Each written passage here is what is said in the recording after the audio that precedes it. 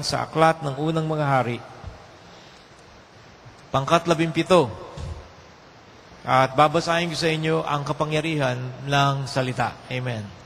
Ang salita pong ito ay buhat sa isang lingkod ng Panginoon na nagsabi ng mga makapangyarihang mga bagay na nakapagtataka kung bakit gagamitin ang lalaking ito na wala namang magandang damit. Hindi alam kung saan nag-aral. Pero ang kanyang pinanghawakan ay ang salita ng Diyos.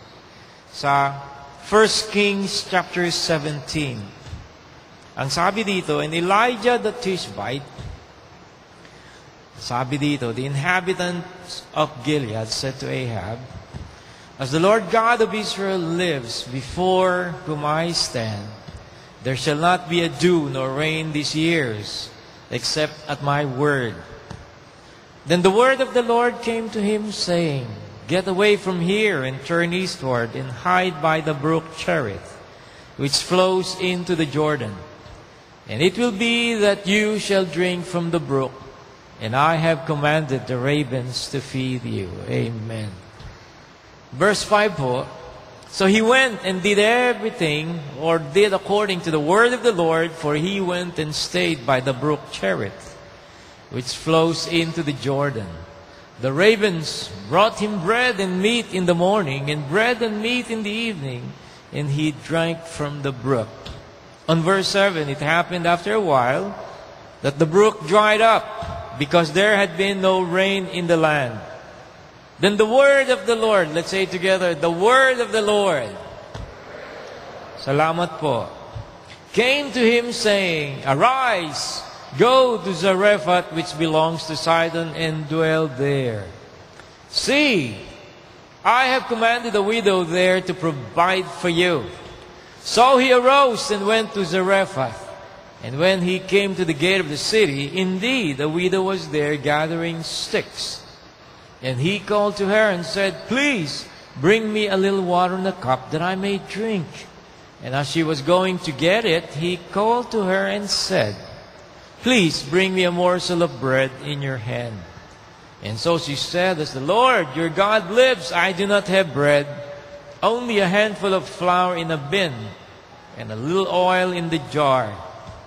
And see, I am gathering a couple of sticks that I may go in and prepare it for myself and my son, that we may eat it and die. And Elijah said to her, do not fear. Let's say together, do not fear. Let's say together, I will not fear. Amen. Salamat po. Go and do as you have said, but make me a small cake from it first. Bring it to me, and afterward make some for yourself and your son. For thus says the Lord God of Israel, the bin of flour shall not be used up, nor shall the jar of oil run dry until the day the Lord sends rain on the earth. Wow! Napakaganda po ng salita ng Diyos dito. Una, nagsimula ayon sa salita ni Elias. Sabi niya rito, there shall not be a dew nor rain these years except at my word.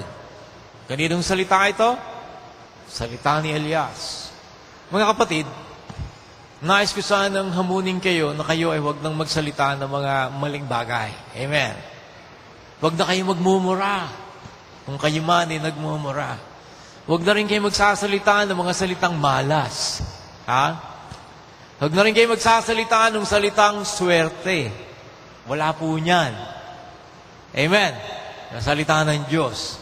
Yan po ay sa mga taong namumuhay ayon sa sanglibutan. Pagka kayo ay namuhay ayon sa pangako ng Diyos, ang buhay nyo ay babaguhin. Dapat unang mabago sa atin ang ating mga pagsasalita, sapagkat ang salita natin ay may buhay o kamatayan. Sabi nga ng salita ng Diyos, there is power. Let's say together, power. Ulitin natin, power. On the tongue. There is power of life and death in the tongue. Ibig sabihin nun, Pagka ginamit mo ang iyong pananalita, sama-sama, makamamatay yan. Pag ginamit mo ang iyong salita para sa kabubuhay, magbibigay ng buhay yan. Naniniwala po ba kayo? Ako'y naniniwala ng ating buhay ay nakasalalay kung ano ang ating declaration. Nandun po ba kayo sa Campus Revolution nitong kahapon? Taas nyo nga inyong kamay kung sino dumating doon. Marami kayo. Si Bishop ay nagsalita tungkol sa hinaharap ng ating bansang Pilipinas. Dahil gusto natin itong mabago. Kaya sabi dito, yung statement ni Pastor Greco Belhica, palit ng lahat. Amen. Change it all.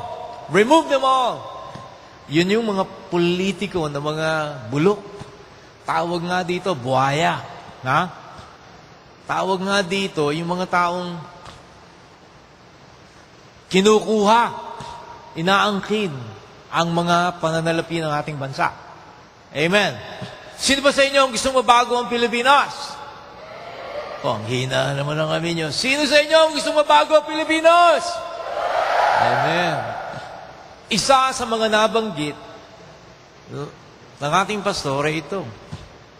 Hindi niya inaasahan na ganito kadali ang pagbabagong gagawin ng Panginoon. Dahil si Bishop, nangungusap talaga yan ng ating hinaharap. Pag nabago na yun, kayo ang papalit dun sa mga politiko. Amen. Sabi niya, hindi ko akalain na mas mapapadali. Dati iniisip niya mga henerasyon. Ngayon, kayong mga attorney, mga doktor, mga businessmen, kayong mga entrepreneurs, kayong mga inventor, kayo ang papalit sa mga politikong to. Amen. Alam niyo, napakahalaga na maunawaan natin to. Pag hindi ho, wala tayong hinaharap na mabuti. Kami ho, sa aming buhay sa Amerika, ang aming mga iglesia ay walang prophetic word. Nabalitaan nyo na ang aming Supreme Court, sa siyam, bumoto ang 5 na nagsabi na okay na ang same-sex marriage. Alam niyo kung bakit? Mahina ang simbahan. Walang nagsasalita. Walang naninindigan na dapat tumayo. Kaya yun, mahina ang iglesia. Alam niyo ba ng iglesia ay, at ang mga pastor ay siyang konsensya ng ating bayan. Amen. The pastors and the churches is the conscience of our nation. Pag nawala po yan, wala na pong konsensya ang bansa. Yan ang nangyayari sa Amerika ngayon. Ngunit, nung mga panahong yun, may isang tumayo na ang pangalan niya ay si Elias at ang sabi, ayon sa aking salita. Alam niyo kung bakit siya nagsalita ng ganoon, siya ay naninindigan ayon sa pangako ng Diyos. Ang buhay na salita ng Diyos ay pinanghawakan niya, hindi siya natakot. Hindi niya iniwan. At hindi niya binaliwala. Ang sabi dito, nang sabihin ng Panginoon sa kanya na lumakad ka papuntang silangan, magtago ka doon sa batis ng Cherit na dumadaloy papunta sa Ilog Jordan. Siya ay dumako doon at siya ay nagtago. At ang Panginoon nagsabi sa kanya na siya ay pakakainin ng mga ibon. Alam nyo, ngayon lang nangyari ito. Walang nasulat sa banal na kasulatan na pinakain sila ng ibon. Tangi ho si Elias. Di ba katakata yun? Alam niyo ginawa niya? Lumakad siya. Naghintay siya. Sa umaga, may almusal siya. Para bang breakfast sandwich sa McDonald's? Amen. Sino ba sa inyo kumain sa McDo ngayon? Ayun. Egg, ham, bacon, and cheese sandwich. Ayan sa umaga. Sa gabi naman, mayroong karne. Yung tinatawag nating quarter pounder. Ang Diyos ay nag-supply kay Elias hanggang matuyo ang batis. At ang sabi sa kanya, umalis ka na dyan. Sumunod naman si Elias. At ang pinuntahan niya, ang sabi ng Panginoon, ay pumunta ka doon sa Sarephat. Ayon sa salita ng Diyos, siya'y sumusunod. At ang sabi dito, pumunta ka doon sa teritoryo ng Sidon. At doon ka na tumira. At yun ang ganyang ginawa. Ang sabi pa ng Panginoon, ako ay nag-utos sa isang balo. Yung babaeng wala ng asawa. At siya ang magbibigay ng pangailangan mo. Kaya siya'y tumayo, nagpunta sa Sarephat, at nakita niya ang babaeng ito sa may pintuan, sa gate ng bayan.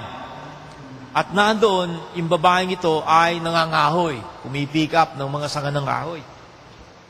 At tinawag niya siya, babae, halika rito. Bigyan mo nga ako ng tubig para may mainom. At nang siya ay papalakad na, sinabi ni Elias, bigyan mo rin ako ng tinapay na nasa iyong mga kamay at ako'y kakain. Sabi ng babae, hanggat buhay ang Diyos, wala akong tinapay, kundi isang dakot ng harina.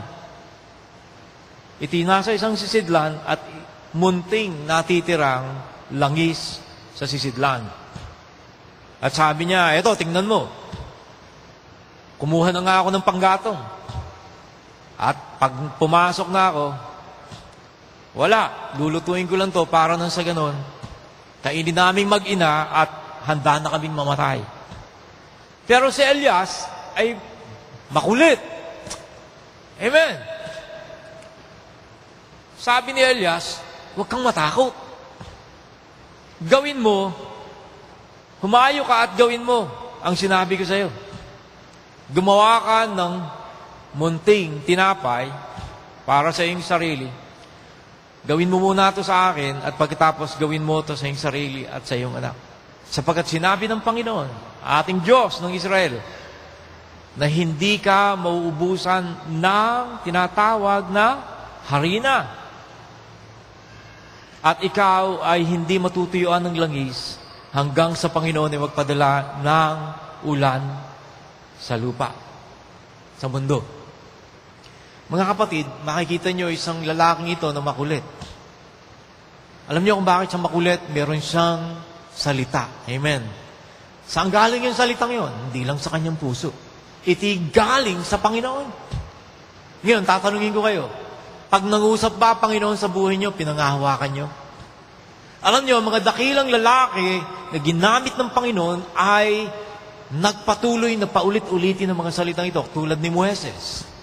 Si Moises, isa sa lamang ang salita niya kay Paraon. Let my people go. Ayan. Magkakaroon ng isang peste, babalik na naman, patatawag siya ni Paraon. Alisin mo itong pesting to. Isa uli ang gagawin ni Moises. Let my people go. Palayain mo ang aking bansa, ang aking mga tao. Hindi nagbago ang statement ni Moises. Kasi yun ang revelation ng Panginoon sa buhay niya. Amen. Si Jose, alam niyo kung bakit 2 ulit niyang binanggit ang kanyang pangarap sa buhay at paulit-ulit pa na lalo niyang ginawa na kinaisan ng kanyang mga kapatid, lalong nainis sa kanya. Alam niyo kung bakit yon ay revelation ng Panginoon, pahayag ng Diyos. Tayong mga magulang, marami tayong narinig na mga mali sa ating mga ninuno. Di ba? Mahirap lang kami. Talaga maghihirap ka, ha? Madalas yung naririnig yan kay Bishop. Alam mo naman, ang buhay, sangkaig, santo ka. Sino nakarinig ng mga salitang yan? Magsabi kayo ng amen. Alam mo naman dito, walang kapag-apag-asa. Hindi pa ako napupunta sa abroad. Ha? Alam nyo, ang yaman nandito sa Pilipinas. Sabihin mo nga sa kapatid mo, ang yaman nandito sa Pilipinas. Nung sumabit nga ho kay Pastor Oriel, kay Bishop, sabi niya, Pastor, halika rito. Lalakad tayo. Alam niyo ba? Dinala ako niyan sa Magallanes kasama si June at siyang sabi, ayun, mimit natin yung multimillionaire dito. Amen. Alam niyo, habang naghahangat ako dyan, marami kong nakikita ng mga mayayamang tao. Kaya huwag kayong lalayo kay Bishop. Amen. Sino ba sa inyo gusto maging milyonaryo? Taas niyo kamay niyo. Woo! Ang pangarap niya sa inyo ay magkaroon dito sa sambahan ng Doulos for Christ ng 1,000 multimilyonaryo. Amen. Na yung 1,000 yun, magbibigay ng tigi 1,000,000 para maitayo ang inyong bagong gusali. Palakpakan natin ang Panginoon. Amen. Sabihin mo sa katabi mo, ikaw yun. Taas mo kamay mo. Sabihin mo, ako yun. Amen. Tama yan. Hindi mawawala ang mahihirap sa iglesyang to sapagkat doon tayo hahango ng mga taong aba at hirap upang mapatunayan na mayroong Diyos na tapat sa kanyang salita. Amen? Sabi nga, pag iningatan mo ang salita ko, ito ay pinagyaman mo sa isip, sa puso at sa iyong kilos at mga gawa. Bibigyan kita ng kapangyarihang makagawa ng yaman. Pangako ng Diyos yun. Pangako ng Diyos yun. Sapagat yan ang pangako ng Diyos na ibinigay ng mga salita sa babaeng ito na balo. Walang kapag-apag-asa. Noong mga panahon yun, pagka ikaw balo, wala kang ikabubuhay dahil ang tao dito ay agrarian, mga magsasaka. Pagka wala kang anak na lalaki, na malaki na, patay ka. May peste pa. May famine pa. Kaya itong babaeng ito ay nagsabi na handa na kaming mamatay. Alam niyo, pagka walang nagsasalita ng may buhay at makapangyarihang salita sa inyo, ganyan ang salita niyo. Handa na akong matay po. Walang pag-asa. Yan ay sa mga taong walang mga mabuting salita na natanggap sa Diyos. Kaya ito, ano nangyari? Sumunod. Ang ating pagsunod ay siyang ating dakilang gantimpala. Mga kapatid, marami na sa inyo ang nahango sa kahirapan. Sa gutom, kawalan, may darating pang himala. Amen. Kaya yun, nung makakain na yung pastor, yung lalaki ng Diyos, sabi niya, o ikaw naman, magluto kayo mag-ina. Ayun. Nung hawakan niya ang sisidlan ng harina, whoop! Puno! Kukuha ng langis sa isang lalagyan, whoop! Puno! At hindi na natuyo. Ganyang kabuti ang Diyos pag tayo'y tumawag sa Kanya at nanagan sa Kanyang salita. Ang babae ay nabuhay. At ang nangyari, tumagal pa sila hanggang dumating ang ulan. Alam nyo, itong balong ito, makikita nyo na hindi niya pinuri, pinasalamatan, man lamang ang lalaki ng Diyos. Basahin niyo po, makikita niyo. Pinakain, umunlad, at nakasurvive sa famine, sa kahirapan. Alam niyo, hindi ni-recognize yung ginamit ng Panginoon para mabuhay silang mag-ina. Kaya ang Panginoon nagdala ng problema. Ano din alang problema ng Panginoon? Una, nagkasakit ang kanyang anak. Namatay. Ang sinisi pa ay ang lingkod ng Panginoon. Sabi dito, what have I to do with you, O man of God? Sa verse 18. Have you come to bring my sin to remembrance and to kill my son?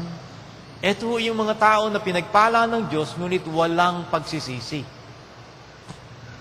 Kayo, pagpapalain kayo ng Panginoon, maski baluktot ang buhay niyo.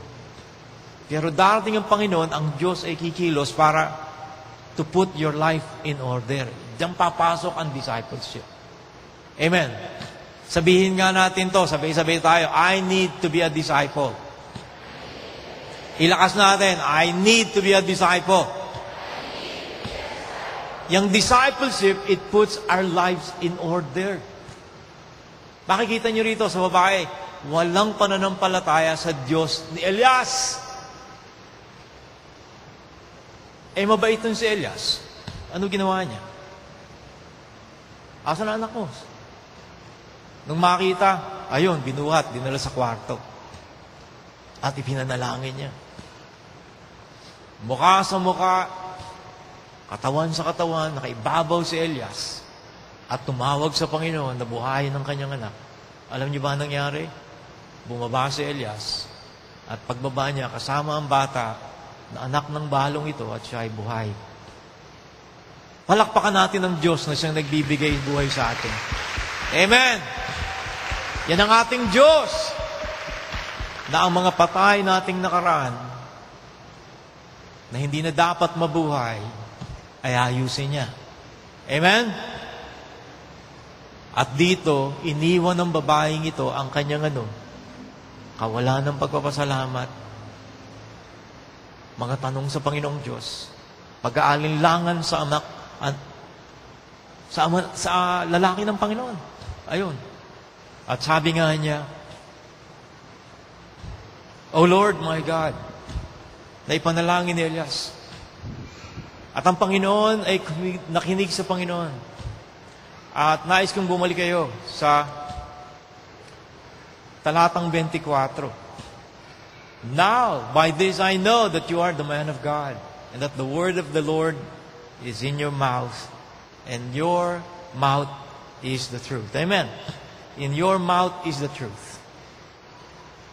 Alam niyo, kaya dapat tayong makinig ng salita ng Diyos sa ating mga pastor, sa ating mga pangulo, sa inyong mga cell leaders, sapagkat ang ang bibig nila ay nagsasalita ng buhay. Alam niyo, isa sa buhay na naranasan ko, ayoko nang magmura. Ayoko nang manlait ng tao. Lumaki ho ako dyan Sabi ko nga, nung lumalaki na ako at baguhin na ako ng Panginoon, hindi ko tutularan ng aking ama na mahusay manglait. Ha? Kung ano-anong mapapait na salita, lumalabas yan. Sabi ko, ayoko na. Dahil binago na ako ng Panginoon at meron na akong bagong ama. At sa buhay ko, nung iwanan ko yun, talagang nalinis ang buhay ko. Nalinis ang buhay ko. Mga kapatid, meron tayong mga dapat paniwalaang mga tao sa ating buhay na magsasalita kung ano ang ating hinaharap. Isa ho sa mga paboritong quotation ko ay si Charles Kettering. Kinote siya ni John Maxwell. Tinanong daw si Charles Kettering, Charles, bakit lagi mo na lang sinasabi ang hinaharap? Why are you talking about the future many times? Sabi niya, why not? Because that's where I'm going to live. Amen. Bakit hindi? Diyan ako mamumuhay sa hinaharap. Kung kayo, nabubuhay kayo sa nakaraan, hindi kayo makararating sa inyong kinabukasan. Kaya kalimutan na natin ang ating mga kahirapan. Amen? Huwag na nating sabihin, alam mo, galing ako sa tondo. Lumaki ko sa squatter. Ha? Ang aming buhay, nung kami lumalaki, talagang halos squatter kami. Wala kaming makain. Talaga namang hirap. Pero ang Diyos, sabi niya, pagpapalain kita. Pinanghawakan namin yan. At kami umunlad. Amen? Amen? Ano ang mga pangarap ng Diyos na nailahad sa inyong buhay na inyong pangahawakan? Meron ba kayong dream book? Meron ba kayong goal sa buhay? Panghawakan niyo at sabihin niyo sa Panginoon, Panginoon, hindi ito ang buhay ko, mas malaki pa rito. Alam niyo, si David Yonggi Cho, nung siya nagsisimula pa ng kanyang simbahan, alam niyo ba? Hirap na hirap na hirap. Dahil yung kanyang simbahan ay nasa squatter. Kaya ang mag-asawang ito ay nag-usap. Hindi tayo makabayad, wala tayong natitipon, wala tayong magastos, wala tayong mabuting inaasahan, nagpapastor pa tayo. Sabi nung kanyang asawa, ano balak mong gawin? O sige. Ayun, nag-uusap sila. Napag-usapan nila na bumili sila ng lottery tickets. Sino ba sa inyo bumibili ng lottery dito? Baka tumataya pa kayo. Mali ho yan. Nanalangin sila. Panginoon, manalo sana kami. Amen. Yun, alam nangyari. Normal, talo. Sino ho ba sa inyo ang nanalo ng lottery dito? Taas nyo nga inyong kamay. Alam nyo, meron akong nagsisimba sa akin na nagsisimula pa lottery sa Virginia. Alam nyo? Lumalapit sa harap. Sabi mo naman, Pastor, panalangin mo ako na tumama sa lottery. Baka may pre-request na ganyan kay Bishop. Talagang lumapit sa akin. Hindi lang minsanan, pangalawa. Sabi ko, alam mo, hindi ako naniniwala sa lottery. Pero ipapanalangin ko na pagpalain ka. Ang gulo kasi ng buhay Lasenggo. Sugarol. Kaya yun. Pero sabi ko, magbago ka. May plano ang Diyos sa buhay mo.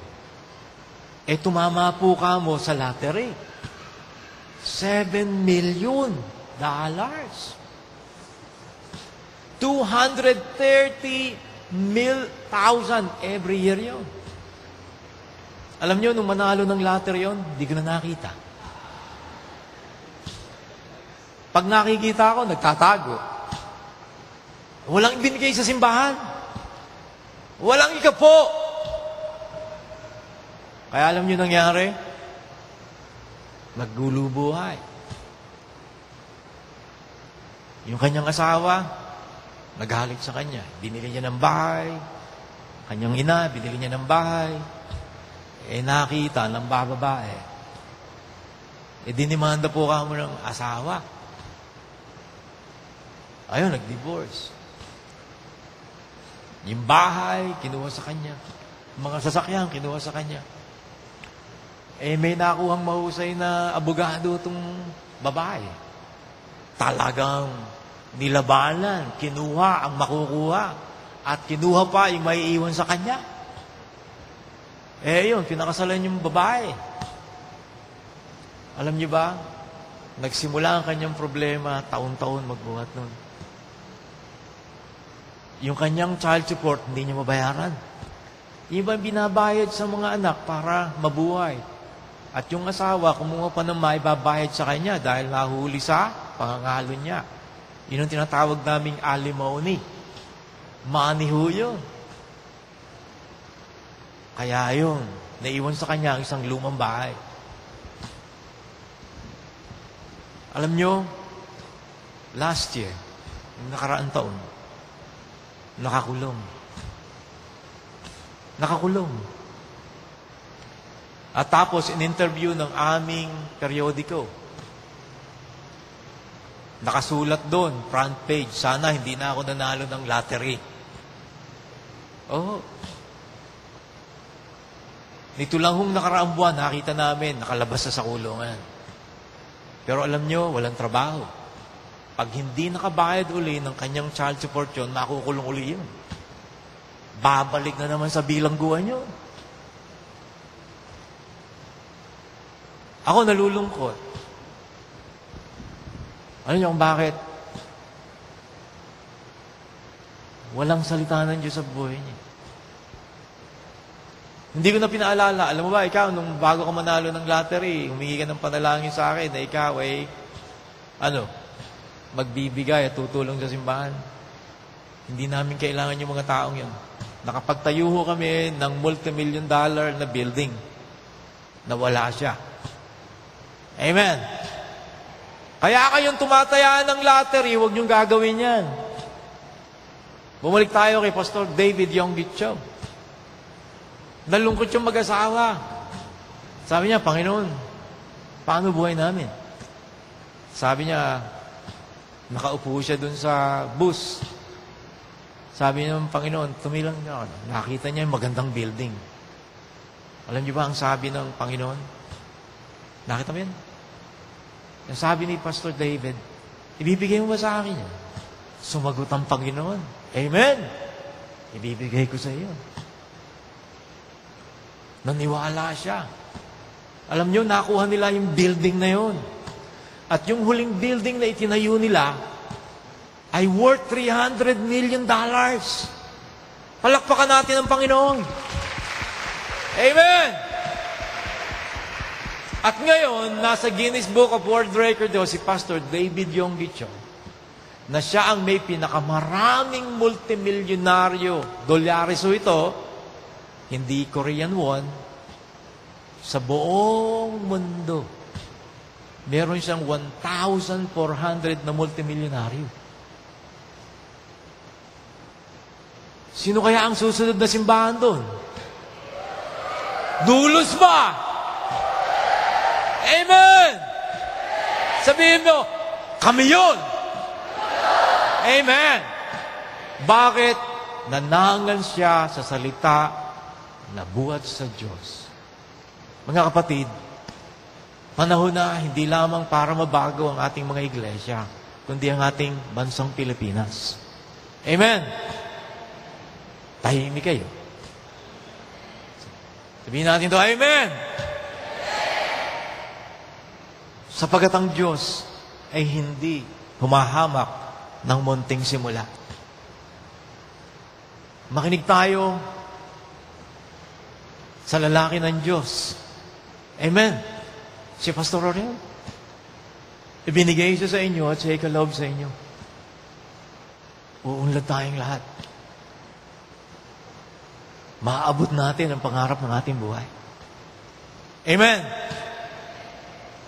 Alam niyo, yan ang buhay namin. Merong isang lalaki, tatapusin ko ito, no? Na lumaki siya sa Kansas City, Missouri.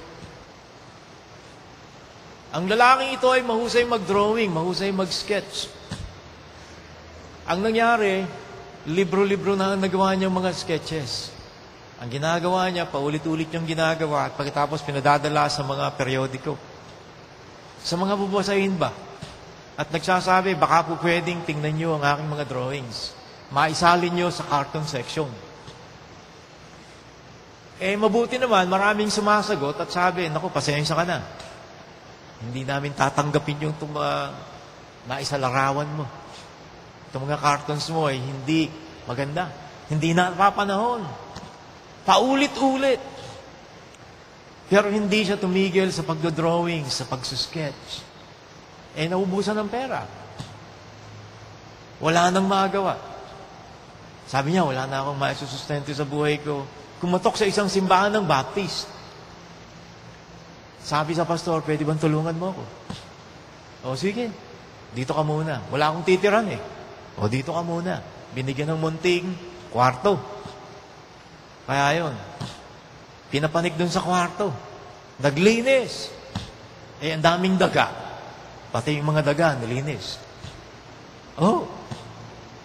At doon, pinakain siya ng pastor. Minahal ng pastor. At pagkatapos, alam nyo, mayroong isang tumanggap sa kanyang periodiko. Pumunta ka nga dito. Pakita mo kung ikaw nga gumagawa nito. Ayun, tinignan lang. Alam nyo, tinanggap siya. Inilagay ang kanyang mga sketches and drawings sa isang cartoon section. Pumutok. Una, binibigyan siya ng mga mumunting kinikita. Nung makita ng ibang mga periodiko na totoo pala, popular. Alam nyo, pinagkukuha ang kanyang mga sinulat at mga dinrawing, mga sketches. Alam nyo ba kung sino yung lalaking yun? Sino? Si Walt Disney. Alam nyo kung sino may-ari ng 90% ng Orlando, Florida? Si Walt Disney. Pag kayo, tumira kayo sa Orlando, bibigyan lang kayo ng 50-year lease. At pagkatapos yun, pag-aari nyo, hindi na sa inyo, sa kanya na yun. Pag kayo May salita ang Diyos sa buhay niyo, panghawakan niyo. Amen? Kung wala yung Baptist pastor na yun, nagsalita ng buhay kay Walt Disney, wala tayong Disneyland, wala tayong Disney World. Amen? Ngayong Agosto, pupunta ho kami sa Disneyland. Sa Florida, dito sa Orlando. Bibisita po kami. Isa to sa the most wonderful place in the world. Alam ko, marami sa inyo gustong pumunta sa Disneyland. Taas nyo ang gustong pumunta sa Disneyland. Makita nyo si Mickey at si Minnie. Amen. Panghawakan nyo ang pangako ng Diyos sa inyo, yung salita niya. At di kayo mapapaya. Tumayo nga po kayo.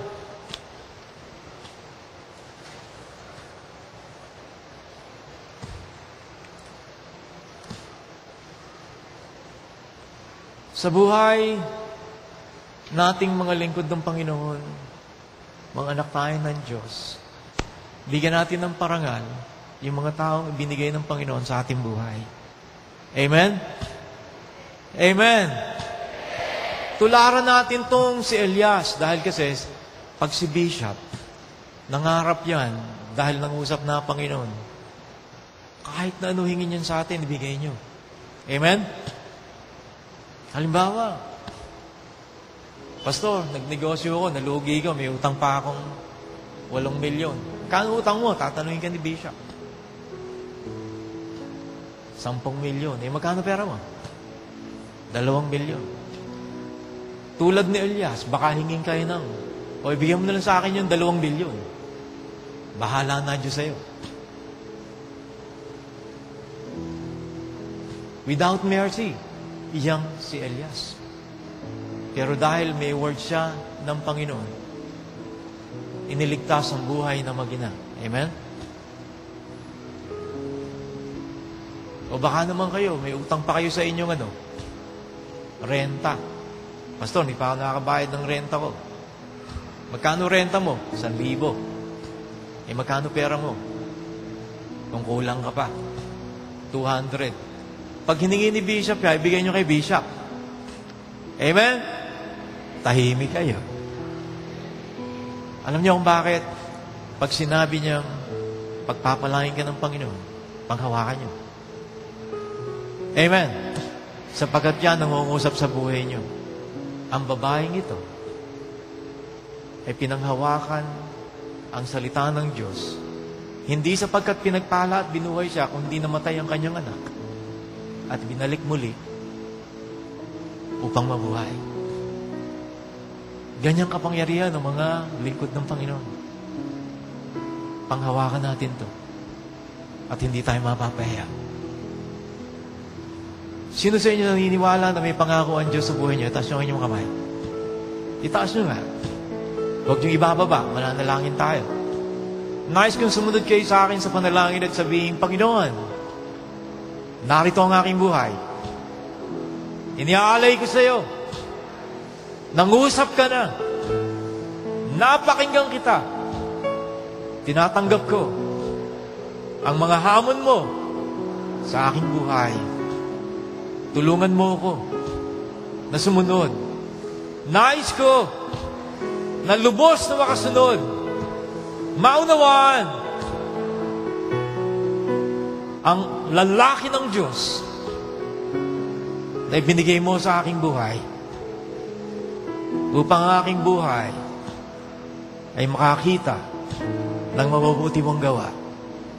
Mahango sa takot sa anumang alalahanin na magtataas sa aking buhay sa makapangyarihang buhay na inilaan mo.